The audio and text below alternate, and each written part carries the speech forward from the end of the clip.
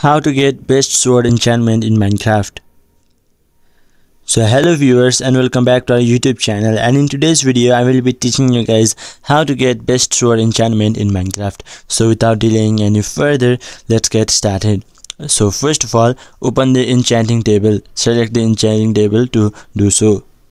Then simply place a book in the enchanting table, select an ordinary book, then select the book shaped box in the crafting table.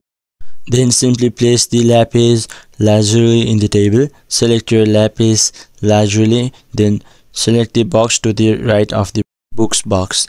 You will need at least 3 lapis lazuli per enchantment. Then here simply select an enchantment. On the right side of the crafting table's interface, you will see several enchantments listed. Select the one you want. If you don't see the one you want, select the lowest level one. Then simply move the enchanted book to your inventory.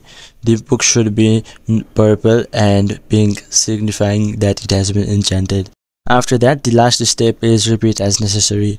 You most likely won't find the enchantment that you want the first time around, so keep enchanting books until you find the enchantment that you want. So in this very simple way, you could find the best enchantment for your sword. So hope this video was helpful for you. Until the next video, bye bye and take care.